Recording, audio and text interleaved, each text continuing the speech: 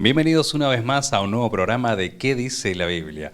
Les agradecemos como todos los viernes a cada uno de ustedes por acompañarnos no solamente a través de la pantalla del televisor, sino a través de sus dispositivos móviles. Les recordamos a aquellos que nos ven por la televisión de que nos pueden seguir en cada una de nuestras redes sociales, las cuales van a aparecer en pantalla, y también pedirles a cada uno de los que nos están siguiendo, por ejemplo, a través del canal de YouTube, que se suscriban al canal, que compartan nuestro contenido, ¿sí? Que nuestro contenido, dicho sea de paso, está en cada una de nuestras plataformas virtuales, y también, como en cada uno de los viernes, nos acompaña Matías López con la explicación de cada uno de los versículos de las preguntas. ¿Cómo estás, Matías? Hola Johnny, hola a todos los que están ahí del otro lado acompañándonos. Gracias porque nos hacen llegar las preguntas, ¿no, Johnny? Estas preguntas que nos van llegando, los invitamos a que nos hagan más preguntas para poder seguir desarrollando los programas, ¿no? También, Johnny, tenemos un canal de podcast, ¿no? Que tenemos para ofrecer. Así es.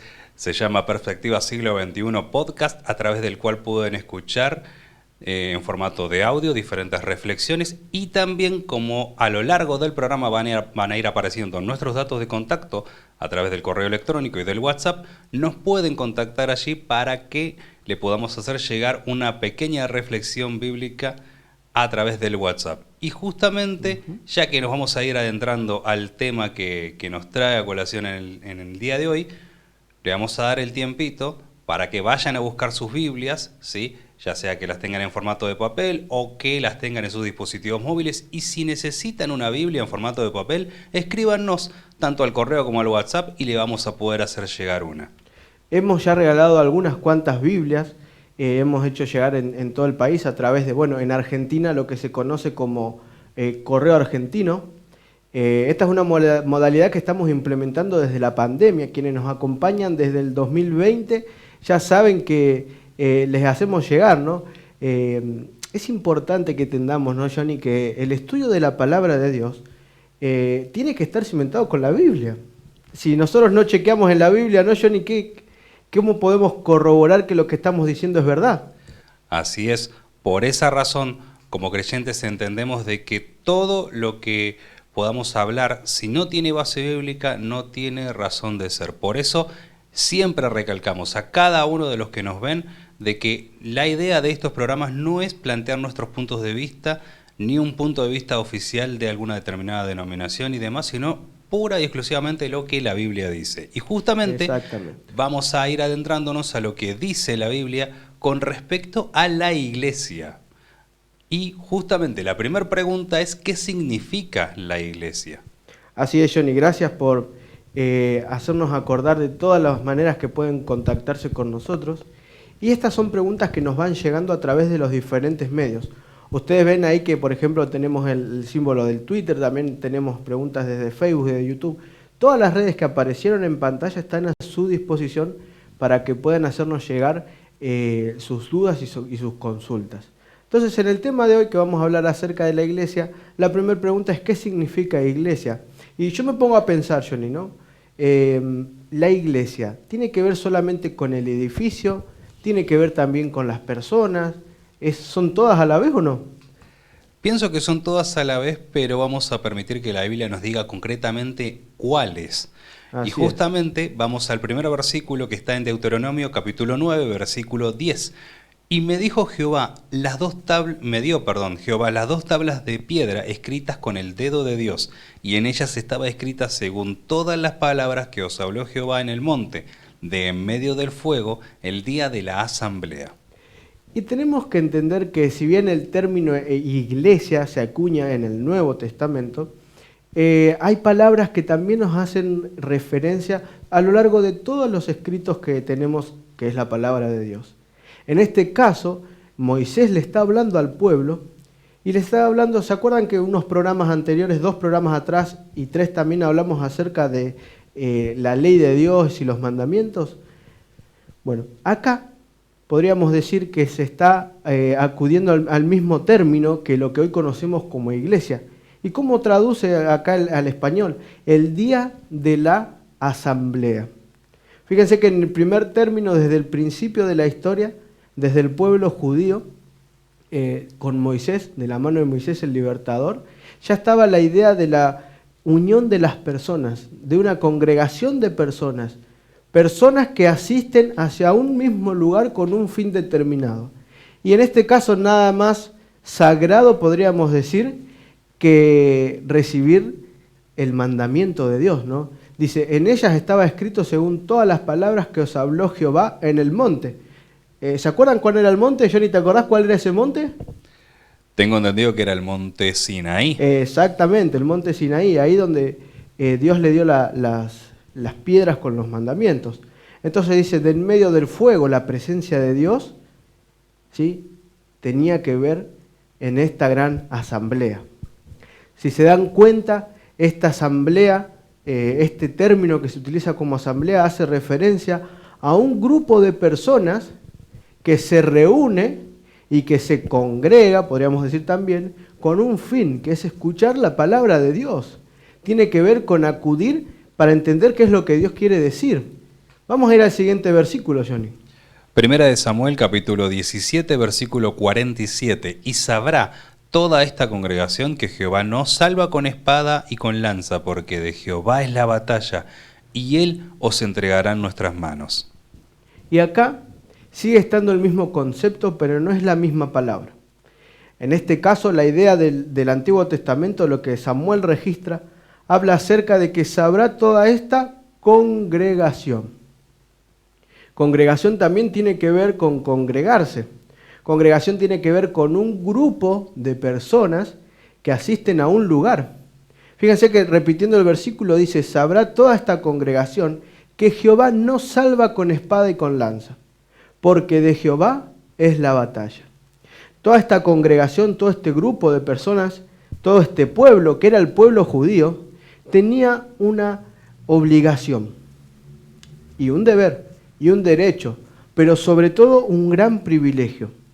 Y era dar a conocer a las naciones que ellos servían a un Dios que era diferente a todos los dioses que todas las zonas de Canaán tenían, a un Dios que no se lo podía representar con una imagen, a un Dios que inclusive ellos ni siquiera lo mencionaban, un Dios santo en su totalidad.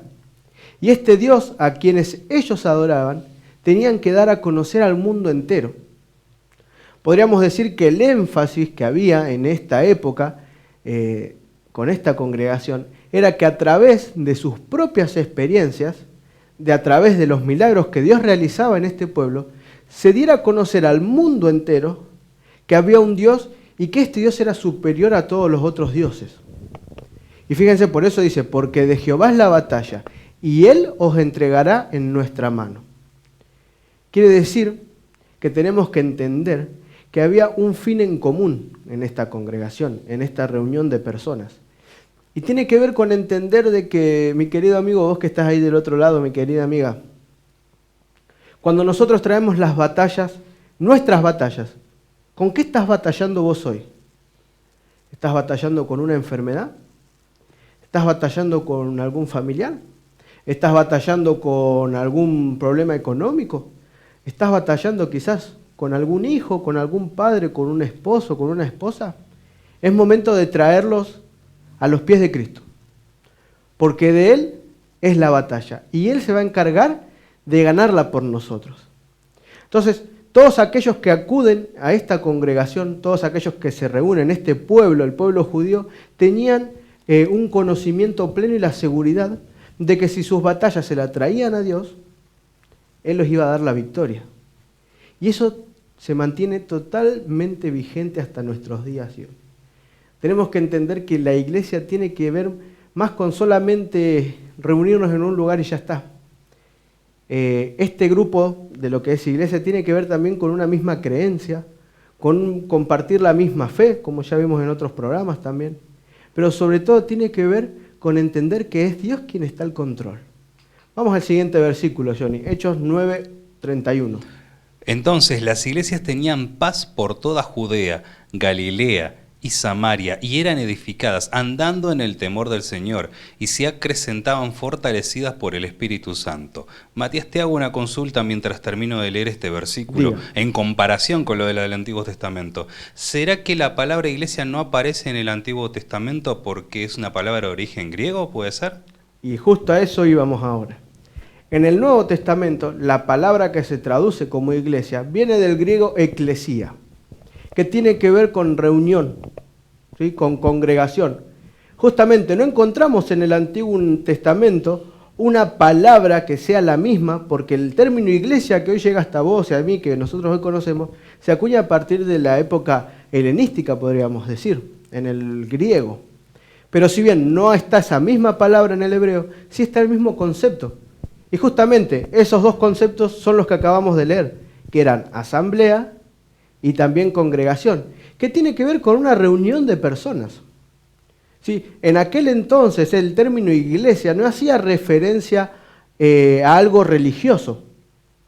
Una reunión en una casa también se la denominaba eclesía. Y fíjense que en el Nuevo Testamento ahora comienza a tomar una nueva dimensión. Y es lógico, porque el plan de salvación, a partir de que Jesús vino por primera vez, vivió como hombre, murió y resucitó, el plan, el pacto con su iglesia cambia. El plan de salvación empieza a tener ahora un nuevo sistema. ¿Se acuerdan que hablamos un poquito acerca de los rituales y el Antiguo Testamento? Que ese sistema sacrificial ya no funcionaba más.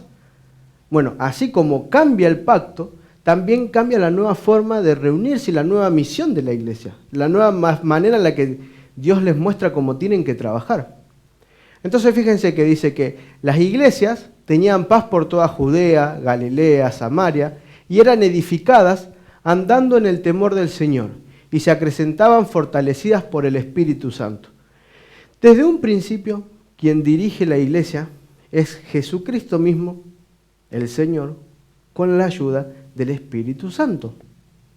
Y fíjense que antes, si bien en el Antiguo Testamento encontramos que el pueblo judío adoraba a Dios aún en un solo lugar, en el santuario, ahora, a partir de la muerte de Jesús, la destrucción del templo, ahora se empieza a dispersar por diferentes lugares. Y estas reuniones de personas, esta gente que asiste a la iglesia, tiene que ver con reunirnos en grupos. Y fíjense, dice, tenían paz por toda Judea, Galilea y Samaria. Eran lugares que se reservaban para ir a adorar a Dios en este caso. Vamos a ver el otro ejemplo que está en 1 Corintios 16, 19. Las iglesias de Asia os saludan. Aquila y Priscila con la iglesia que está en su casa os saludan mucho en el Señor. Y fíjense que acá también se le denomina iglesia, porque repetimos, ¿qué significaba iglesia? Reunión de personas. ¿Sí? Tiene que ver con la reunión de las personas en un cierto lugar determinado. En el Nuevo Testamento, Pablo dice, las iglesias de Asia los saludan, lugares donde se reunían para adorar a Dios. Pero hay algo especial. Nosotros hoy, cuando hablamos de iglesia, lo primero que se nos viene a la mente es un edificio, ¿no? Lo primero que pensamos cuando quizás, cerrá los ojos, yo te digo iglesia. Decime si no te imaginaste lo primero, un edificio grande con una cruz arriba. Creemos y muchas veces estamos convencidos de que la iglesia es un edificio y con ciertas cualidades y ya está. Cuando en realidad fíjense que Pablo llama iglesia hasta un grupo de personas reunidas en un hogar.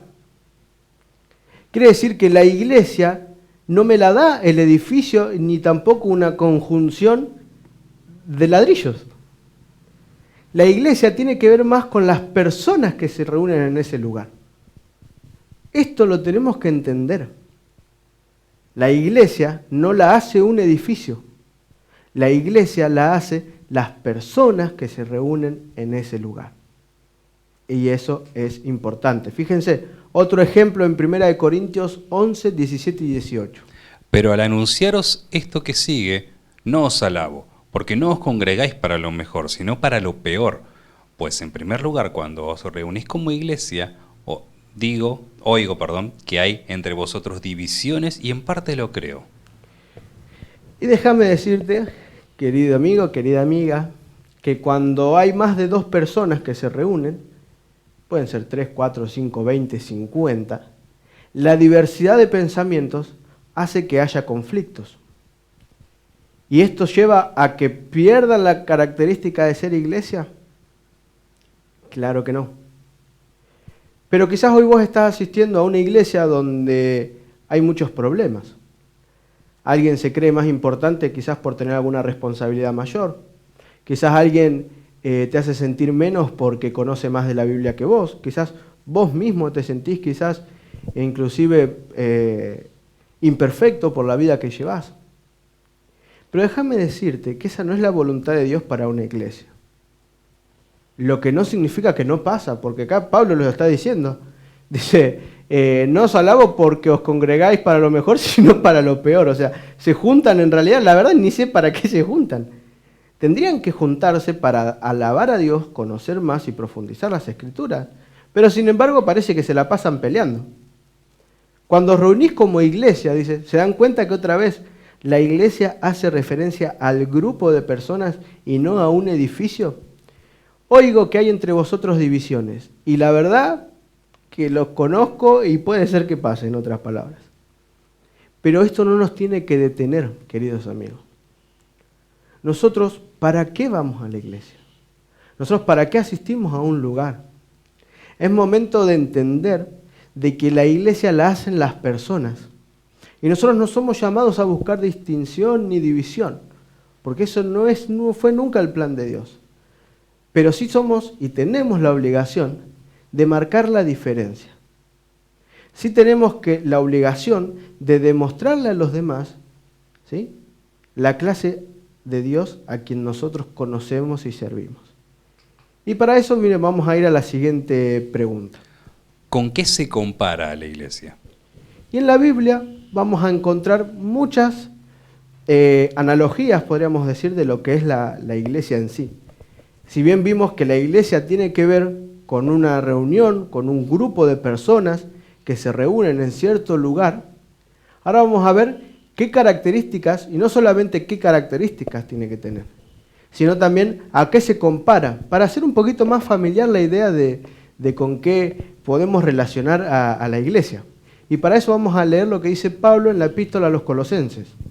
En el capítulo 1, versículos 18 al 20. Y Él es la cabeza del cuerpo, que es la iglesia. Él que es el principio, el primogénito de entre todos los muertos, para que en todo tenga la preeminencia, por cuanto agradó al Padre que en Él habitase toda la plenitud, y por medio de Él reconciliar consigo todas las cosas, así las que están en la tierra como las que están en los cielos, haciendo la paz mediante la sangre de su cruz. Y acá encontramos el primer ejemplo de lo que es una iglesia. Vuelvo a repetir, lo que es un grupo de personas. Y fíjense que a la iglesia se la compara con un cuerpo. Cuando un cuerpo tiene diferentes partes, ¿no? Usamos los pies para caminar, las manos para hacer manualidades, los ojos para ver. ¿Johnny, alguna vez intentaste ver por los oídos? No, la verdad sería medio difícil. Es más, yo no me imagino un cuerpo humano, por ejemplo, en el que todos quieren ser oreja, o todos quieren ser torso, o todos quieren ser brazo. Entonces, si todos quisiéramos, si el cuerpo no quisiera, si quisiéramos ver con las manos, estaría medio complicado. Exactamente. Por eso es fundamental entender esto, no solamente en el sentido de que Cristo es y debe ser la cabeza de la iglesia, sino también nos muestra un poco la funcionalidad de cada uno, y que todos, independientemente de que si uno por ahí se siente menos que el otro por poder adquisitivo, por lo que sea, todos tenemos una parte fundamental en lo que es la iglesia. La diversidad no hace distinción, ¿sí? La diversidad no significa que lo que hace el otro sea más valioso que lo que hago yo, o que lo que hace el otro tenga más importancia o más relevancia de lo que hago yo. Porque intentemos mirar con el oído. Intentemos escuchar con la nariz a ver si podemos. Claro que no se puede. Por eso la iglesia se la compara con un cuerpo. Pero no nos tenemos que olvidar en ningún momento y bajo ninguna circunstancia que ¿quién es la cabeza? Es Jesús. Somos guiados a través de lo que Jesús nos quiere enseñar. Fíjense que dice, ¿no? Por medio de Él, que es por medio de Cristo, reconciliar consigo a todas las cosas. Y acá podemos aprender otra cosa más acerca de la iglesia. La iglesia en la que vos asistís, a la que vos te congregás, te tiene que llevar a reconciliar tu vida con Dios. Ese es uno de los principales trabajos en el que hay en una iglesia. Reconciliar mi relación con Dios. Se trata de restaurar una relación rota. Se trata de que por culpa del pecado nosotros cometemos errores. Pero sin embargo Dios siempre nos está buscando. Porque dice, fíjense, y por medio de Él reconciliar consigo a todas las cosas, haciendo la paz mediante la sangre de su cruz. A través de la muerte de Cristo en el Calvario, Dios puede reconciliar al pecador con su Creador. A través de que Jesús murió en la cruz por vos y por mí, en otras palabras, vos y yo podemos ser salvos. Pero si nos preocupamos más por quién es cabeza y quién es mano y quién es pie, ¿cómo vamos a poder hacer esto? La iglesia es el cuerpo, es un cuerpo, y toda parte tiene su diversidad de dones, su diversidad de talentos, pero todos son igualmente relevantes para Dios. Así que no te sientas mal si por ahí no podés, qué sé yo, pararte a predicar o hablar adelante de mucha gente. Quizás eso no lo podés hacer, pero sí podés ayudar al que necesita. Sí podés cocinarle un plato de comida a alguien que tiene hambre. Es momento de pensar y entender, ¿eh? ¿Qué clase de relación estamos teniendo con las personas que tenemos esa misma creencia, a lo que llamamos iglesia? ¿Estamos compartiendo los mismos objetivos? ¿O nos peleamos en realidad por ver quién es qué? ¿Qué hago yo o qué hace el otro? Las cosas así no funcionan. Fíjense que dice Romanos 8, 14 al 16. Porque todos los que son guiados por el Espíritu de Dios, estos son hijos de Dios. Pues no habéis recibido el espíritu de esclavitud para estar otra vez en temor, sino que habéis recibido el espíritu de adopción, por el cual clamamos, Abba, Padre. El Espíritu mismo da testimonio a nuestro espíritu de que somos hijos de Dios. Y otra manera en la que podríamos relacionar, y acá como se ejemplifica lo que es la iglesia, tiene que ver con una relación de hermanos, de familia. Por eso muchas veces quizás escuchan que se dice hermano de acá, hermana de allá. ¿Cómo va a ser hermano si no somos hijos del mismo Padre? En la tierra no somos hijos del mismo Padre. Pero el Espíritu mismo, dice el versículo 16, da testimonio a nuestro espíritu. O sea, el Espíritu Santo nos convence a nosotros de que somos llamados hijos de Dios. No somos llamados ni esclavos, ni sirvientes, ni mayordomos solamente. Somos llamados hijos de Dios. Y si somos hijos, también vamos a recibir la misma herencia. Dice, todos los que son guiados por el Espíritu de Dios son hijos de Dios. Y este Espíritu de Dios, el Espíritu Santo, nos quiere convencer de que vos sos hijos de Dios. Ese que cuando asistís a tu iglesia vos lo ves y te revuelve los intestinos porque no te cae bien, también es hijo de Dios. Ese que por ahí te contestó mal y te hizo sentir mal, también es hijo de Dios. Todos somos hijos de Dios. Dios no nos llama para buscar la división. Fíjense que, disculpa que me ría, pero me imagino, Johnny, un cuerpo con un brazo por un lado y la mano por el otro y el pie por otro y la pierna por el otro. ¿Puede funcionar así? Para nada, para nada. Imagínense que todos quieren ser cabeza o todos quieren ser... No, La verdad que así no funciona para nada. Menos un cuerpo que está despojado de los miembros. Exactamente. Fíjense, miren, para yo poder hacer así, para que esta parte se mueva, todo tiene que estar unido. ¿Y todo unido a qué? A la cabeza. ¿Se entiende? Tiene que haber unión en el cuerpo de Cristo, en la familia. Pero la unión la da ¿quién? La cabeza, que es Cristo. Eso es importante entender. No somos llamados a buscar diferencias y a ver quién es el más importante, así como lo hicieron los discípulos, porque los discípulos, uno quería que se sentara a la derecha, el otro a la izquierda, el otro era más importante que el otro, pero sin embargo a eso no nos llamó Dios. Dios nos llamó a que podamos entender de que Él nos necesita unidos, como hermanos. Y entre hermanos nos peleamos. Yo tengo 2 hermanas más chicas. Y nos peleamos. Si no, pregúntenle a mi mamá algún día. Nos peleábamos y mucho. Pero no prevalece ni domina la pelea, sino la unión, ¿no? Ellas saben que nuestra unión es incondicional. Así tiene que ser con Dios.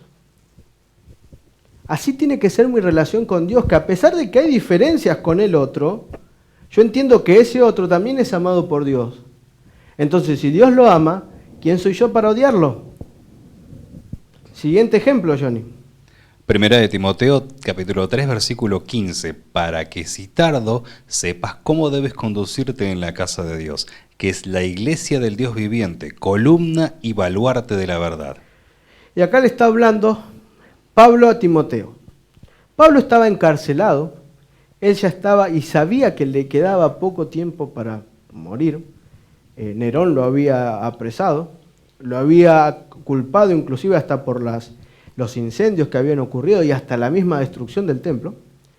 Entonces Pablo le está diciendo, mira Timoteo, vos tenés que entender algo. Todo esto que yo te estoy hablando es para que sepas cómo conducirte en la casa de Dios.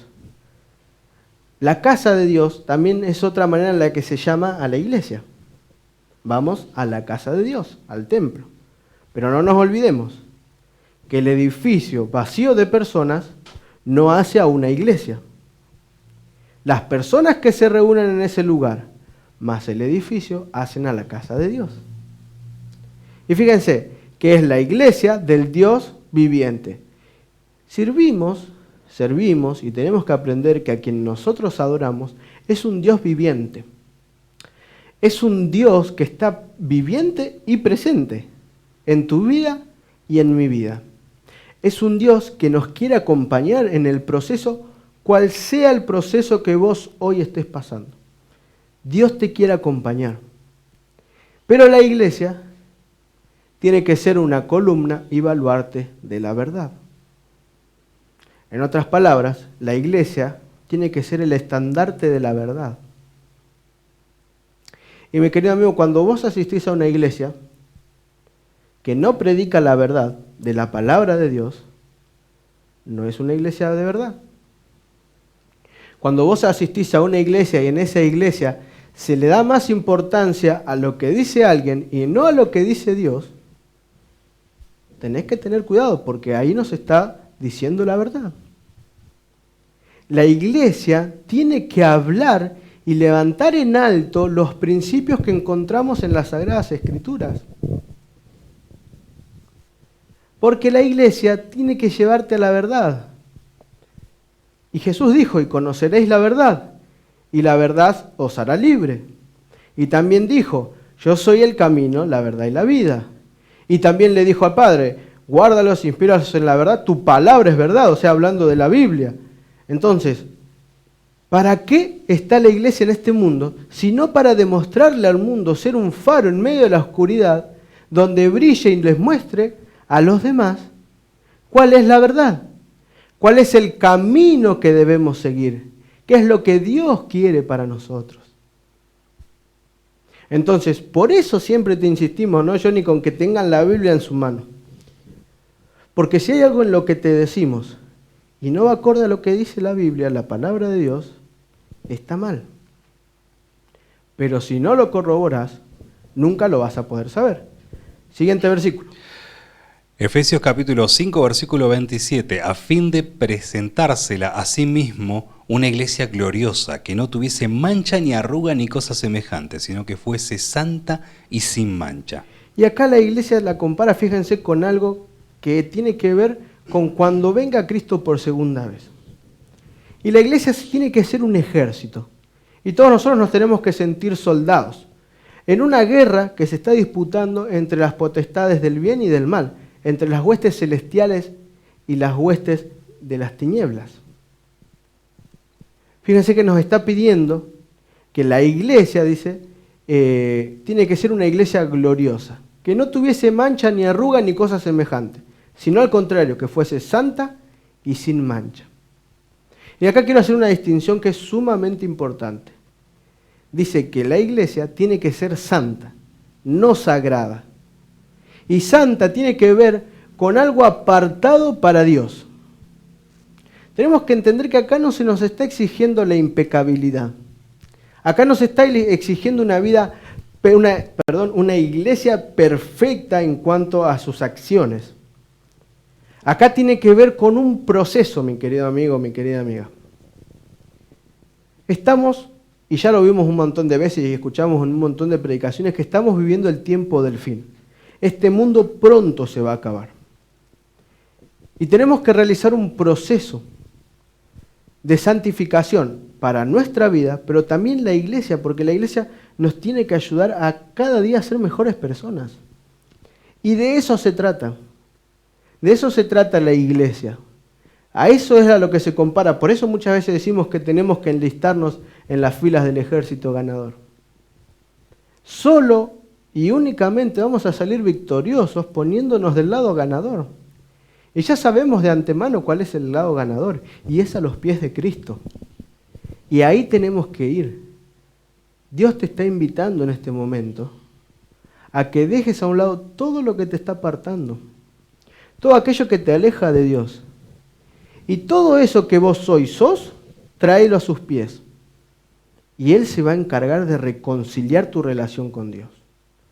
Así como es el deber de la iglesia. Vamos a ir a la siguiente pregunta, Johnny, ahora. ¿Quién debe ser la máxima autoridad en la iglesia? ¿Y qué crees vos, Johnny? Y si hablamos de anteriormente que en un cuerpo, ¿sí?, la cabeza es Cristo, creo que la respuesta es más que lógica. ¿Podríamos entonces decir que la máxima es la persona encargada de abrir la puerta? ¿O de dar un tema enfrente? ¿O alguien que tenga muchos cargos? Vamos a ver qué dice la Biblia. El primer versículo de esta pregunta es Mateo 28, 18. Y Jesús se acercó y les habló diciendo: toda potestad me es dada en el cielo y en la tierra. Y esto es clarito. Este versículo es la introducción a todo lo que vamos a leer después. Acá tenemos que entender que Jesús ya murió y resucitó, ascendió al Padre, el Padre aprobó el sacrificio. Entonces le dice, bueno, continuemos con la etapa que sigue en el plan de salvación. Entonces Jesús, antes de subir al cielo, le dijo a su pueblo, en este caso los discípulos y la gente que había venido a verlo: toda potestad me es dada en el cielo y en la tierra. En otras palabras, muchachos, soy todopoderoso. Tengo el poder total. Es importante entender esto, ¿eh? Vamos al siguiente versículo, John. Efesios capítulo 4, versículos del 10 al 13. El que descendió es el mismo que también subió por encima de todos los cielos para llenarlo todo.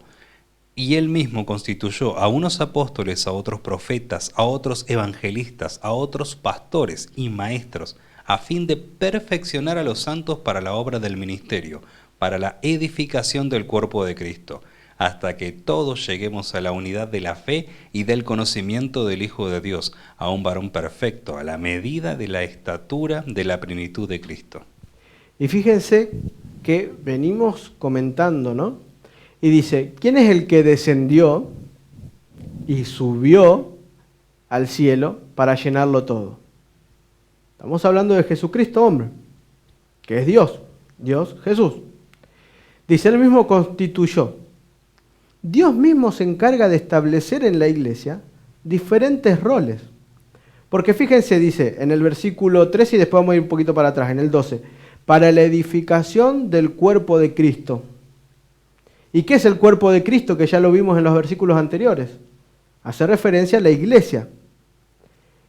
Y te vuelvo a decir, la iglesia no es una institución, no es un edificio, no es una marca o un título. Es el grupo de personas que se reúne para alabar a Dios.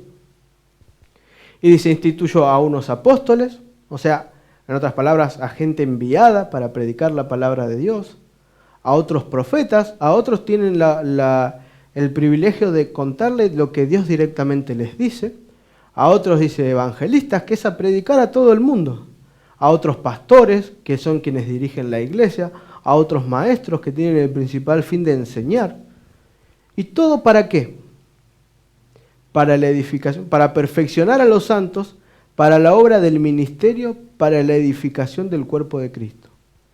Y saben, mis queridos amigos, Dios, Jesús, quien es el Todopoderoso, está designando diferentes roles en diferentes voces. En diferentes características. Y dije voces porque estaba pensando en Johnny, ¿no? Por más que quisiera, no me sale la voz de Johnny. No podría grabar bien las meditaciones porque no me sale, es su don. Dios le dio eso. Igual que Mariano también arriba en los controles, que un adelanto, no se pierdan, y también lo estoy comprometiendo a Mariano, porque si vienen unos videitos nuevos que van a estar buenísimos. Cada uno tiene su don y su rol, ¿sí, Johnny? Y lo vamos a poder ver más seguido, Mariano, de paso. Exactamente. Pero bueno, así también como yo, por ahí tal vez, así como dice Matías, tal vez él no tenga mi voz, tal vez yo no tenga la manera en cómo él se presenta delante de la cámara y la manera en cómo él lo dice. Porque la idea no es que todos seamos uniformes y que todos digamos y hagamos lo mismo, sino que cada uno de diferentes maneras, con las capacidades que Dios nos dio a cada uno, podamos llegar de la mejor manera al fin común, que es reflejar a Dios en nuestra vida y en la manera en cómo nos desarrollamos como cuerpo de Cristo, como iglesia. Exactamente, y fíjense que acá es bien clarito el apóstol Pablo, porque en el versículo dice 13 dice, hasta que todos lleguemos a la unidad de la fe y del conocimiento del Hijo de Dios.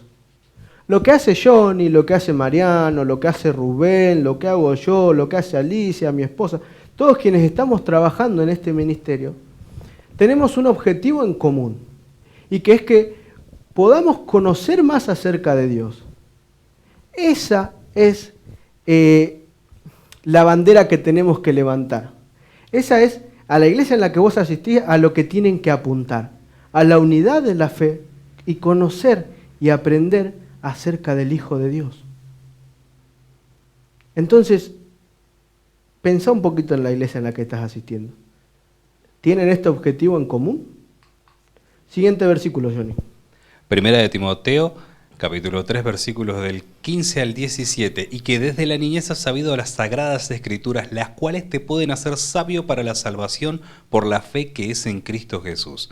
Toda escritura es inspirada por Dios y útil para enseñar, para redarguir, para corregir, para instruir en justicia, a fin de que el hombre de Dios sea perfecto, enteramente preparado para toda buena obra. Y fíjense que acá está hablando acerca de la importancia de las Sagradas Escrituras. Si el fin de una iglesia es dar a conocer que Cristo pronto viene, y también de predicar la palabra de Dios, ¿quién es la máxima autoridad en la iglesia? Cristo. No es lo que te pueda decir alguien. Es lo que te pueda decir alguien si ese alguien te lo fundamenta en el escrito está, así como hizo Jesús. Dice, las Sagradas Escrituras, las cuales te pueden hacer sabio para la salvación por la fe que es en Cristo Jesús. Dios inspiró la Escritura a través del Espíritu Santo para que vos y yo podamos aprender y entender qué es lo que debemos hacer para obtener la salvación. Entonces, si alguien te viene a decir, y es solo lo que a él le parece, no es por ahí. No es por ahí. La máxima autoridad en una iglesia tiene que ser Dios, Jesús, y sus instrucciones en las Sagradas Escrituras. Vamos al siguiente versículo. Mateo capítulo 16, versículo 18. Y yo también te digo que tú eres Pedro, y sobre esta roca edificaré mi iglesia, y las puertas del Hades no prevalecerán contra ella. Y acá muchas veces hablan esto para decir que Dios instituye a Pedro especialmente y que Él es el que tiene el poder de instituir a la iglesia y bueno, muchas cosas más. ¿Saben? Cuando nosotros lo leemos así, puede causar confusión. Pero vamos a ver qué dice la Biblia sobre este versículo. Fíjense que dice, yo también te digo que tú eres Pedro.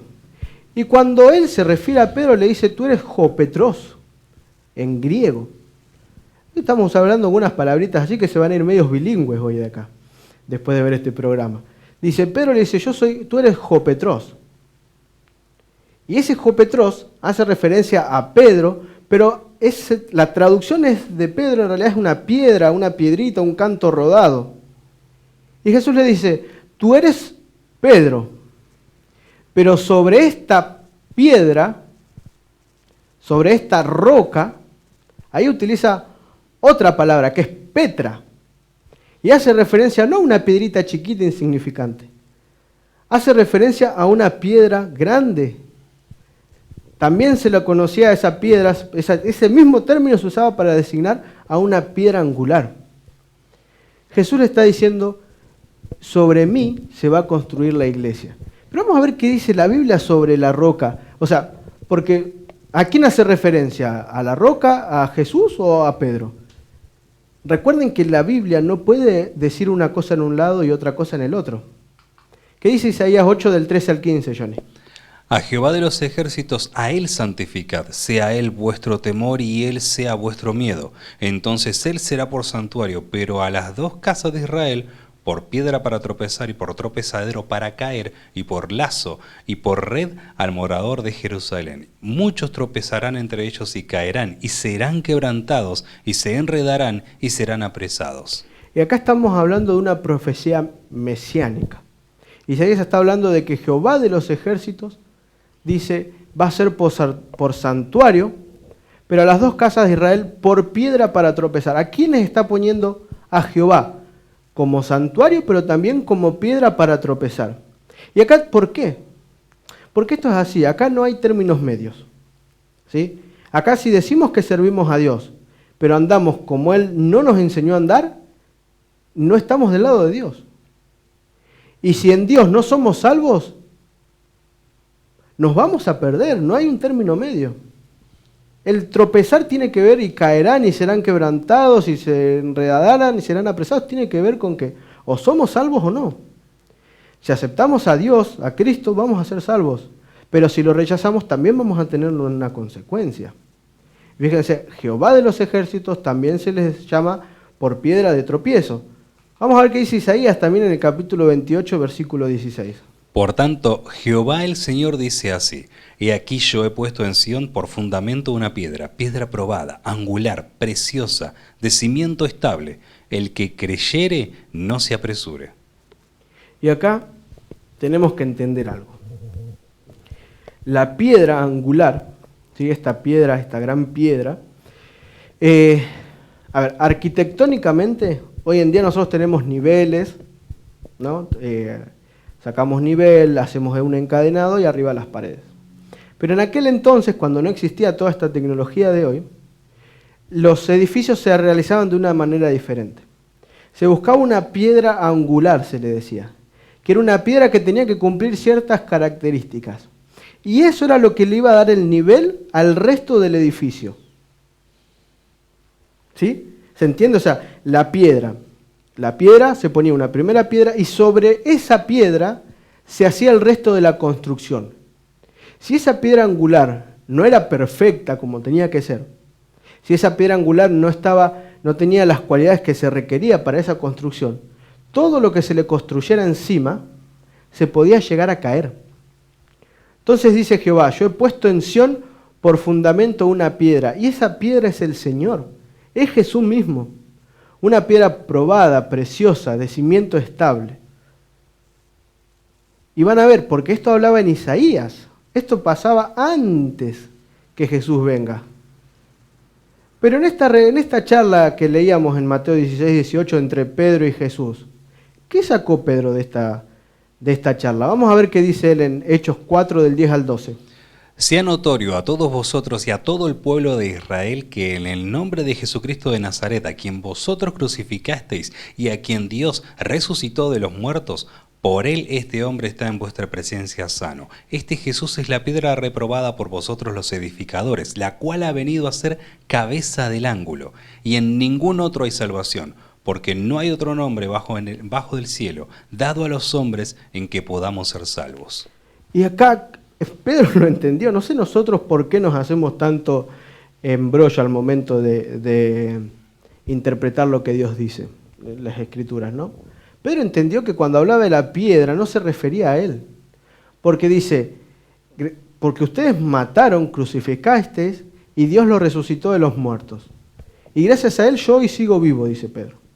Pero este Jesús es esa piedra del ángulo, esa piedra, dice, reprobada por vosotros los edificadores.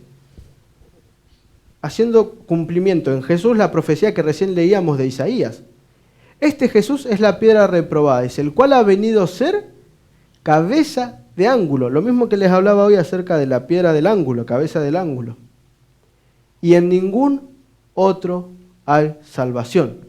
No hay otro nombre bajo el cielo dado a los hombres en que podemos ser salvos. Entonces, ¿quién es esa gran piedra angular?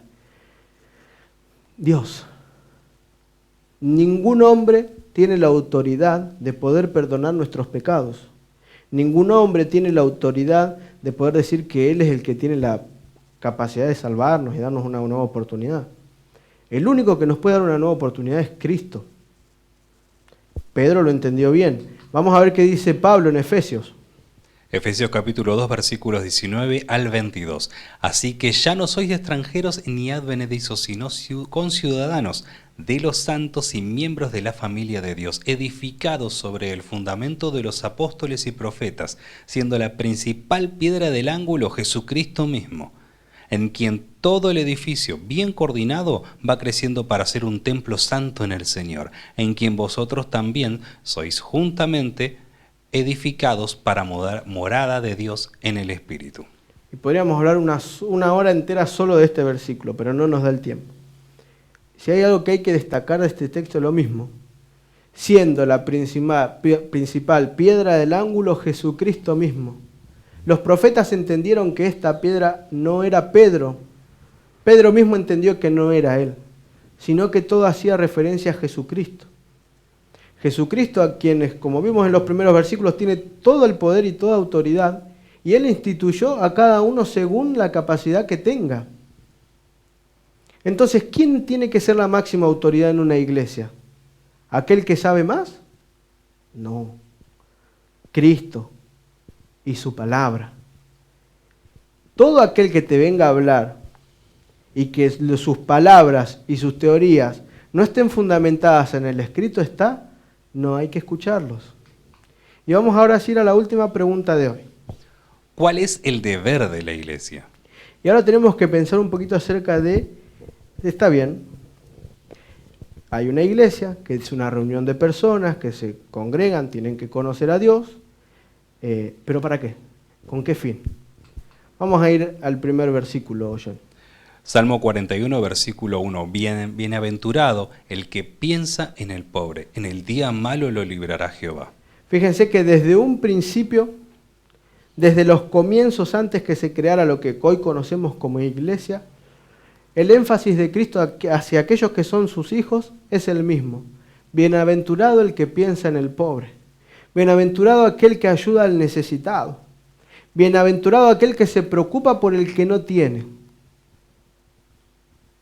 No alcanza solamente con predicar y hablar, si no hacemos. Siguiente versículo, Johnny. Hebreos capítulo 10, versículo 24 y 25. Considerémonos unos a otros para estimularnos al amor y a las buenas obras, no dejando de congregarnos como algunos tienen por costumbre, sino exhortándonos, y tanto más cuando veis que aquel día se acerca. Que aquel día se acerca hace referencia a que Cristo pronto viene a buscarnos por segunda vez. Y sí, la verdad que esta pandemia nos dejó muchos problemas. Quizás esta pandemia nos encerró mucho y nos da hasta miedo de salir de casa. pero somos invitados a no dejar de congregarnos. Somos invitados a entender de que Dios nos invita a que vayamos, porque esto nos va a servir para estimularnos en el amor, que Dios es amor, pero también en las buenas obras. De nada sirve ir a la iglesia solamente a sentarnos. Hay que actuar. Aceptar el llamado de Dios tiene que ver con aceptar un llamado a la acción, un llamado a trabajar, no un llamado a sentarnos y a quedarnos quietos. ¿Qué dice 2 Corintios 1, 3 y 4, Johnny? Bendito sea el Dios y Padre de nuestro Señor Jesucristo, Padre de misericordias y Dios de toda consolación, el cual nos consuela en todas nuestras tribulaciones, para que podamos también nosotros consolar a los que están en cualquier tribulación, por medio de la consolación con que nosotros somos consolados por Dios. Si vos me estás escuchando ahí, seguramente que en algún momento te sentiste apapachado por Dios, abrazado por Dios, querido por Dios. Pero si no te relacionás con otras personas, ¿cómo se lo podés hacer sentir a las otras personas? Dice, Dios de toda consolación, el cual nos consuela en nuestras tribulaciones, pero nosotros también tenemos que consolar a los otros. De nada sirve leer y aprender de Dios si ese aprendizaje no nos lleva a una práctica viva, a una vida de práctica, a una vida de querer ser como Dios y hacer lo que Dios quiere de mí. Desde el Génesis hasta el Apocalipsis encontramos que Dios nos invita a ser un pueblo activo, un pueblo que milita para la obra de Dios, un pueblo que trabaja en favor de los necesitados. Dios no quiere un pueblo sentado. Dios quiere un pueblo de pie y que actúa. ¿Qué dice 1 Juan 3, 17 y 18? Pero el que tiene bienes de este mundo y ve a su hermano tener necesidad y cierra contra él su corazón, ¿cómo mora el amor de Dios en él? Hijitos míos, no amemos de palabra ni de lengua, sino de hecho y en verdad. Y si a donde vos vas no te enseñan esto, hay algo que está mal. Si en ese grupo de amigos que tenés no nace ayudar, cuidar al otro, hay algo que está faltando, hay algo que está fallando. Porque dice, el que tiene bienes de este mundo y ve a su hermano con necesidad. En otras palabras, ¿qué clase de cristiano es? ¿Cómo podés decir que amás a Dios si cuando ves necesidad mirás para otro lado? ¿Cómo puedes decir que amás a Dios si cuando al que necesita le cerrás la puerta en vez de abrírsela? ¿Cómo puedes hablar del amor de Dios si no le mostrás amor al que tenés al lado? ¿Saben?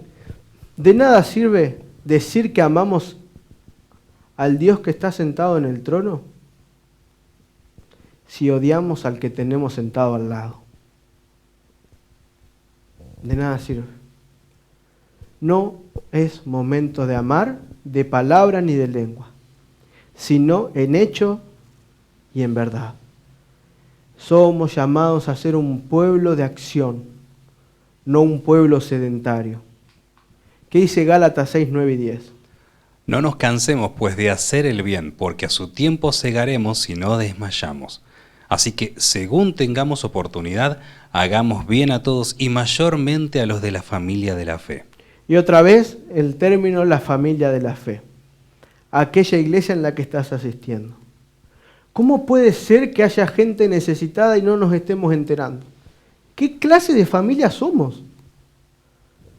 ¿Cómo puede ser que asistamos al mismo lugar y no nos enteremos de la necesidad del otro? ¿Qué está fallando en nuestra vida?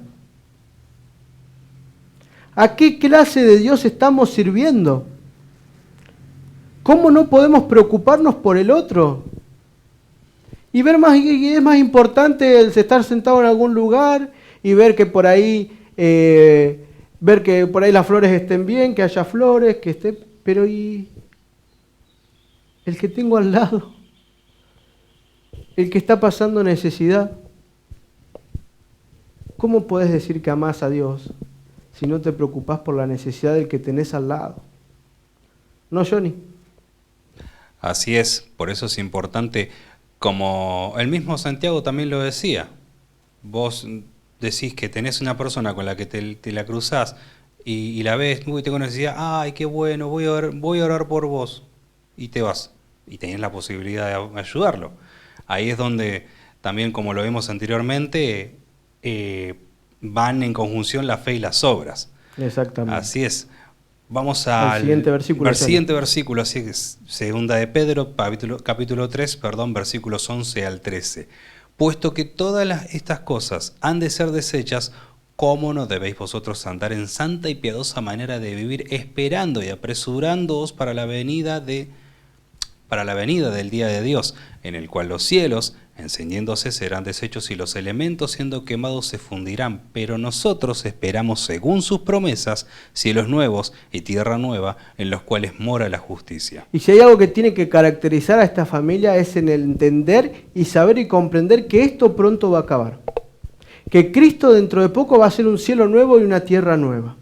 Y esa es la esperanza que nosotros hoy tenemos, que este mundo lleno de dolor y lleno de angustia pronto va a acabar.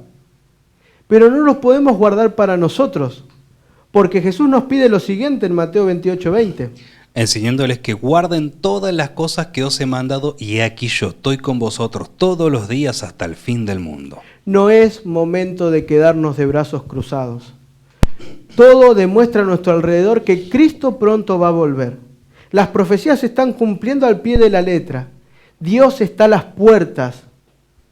Dios nos va a regalar un nuevo cielo, una nueva tierra donde ya no haya más enfermedad, no haya más dolor, no haya más angustia. Pero ¿y mientras? ¿Qué nos pide en el último versículo que vamos a leer? Y será predicado este evangelio del reino en todo el mundo para testimonio a todas las naciones, y entonces vendrá el fin. Y es momento de predicar. No solamente hablar. Tu testimonio tiene que gritar que sos un cristiano. Por más que vos no digas una palabra, por donde vos pases, los demás tienen que notar que sos un hijo de Dios. No te quedes solo con predicar que Cristo pronto viene, porque eso es importante. Pero a medida que predicas, también hay que ayudar, porque el testimonio va a predicar más fuerte que tus palabras. Cristo pronto viene. Este mundo ya no da para más. Todo lo que sucede nos demuestra que este mundo cada vez está más en decadencia. Cada vez hay más dolor, más angustia y más enfermedades a nuestro alrededor. Es momento de levantarnos, ponernos de pie y empezar a trabajar. Es momento de entregarle todo lo que tenemos al Señor, todo lo que Él nos dio, porque Cristo pronto va a venir. ¿Y cómo te va a encontrar cuando venga? ¿Qué vas a hacer con esta hermosa esperanza?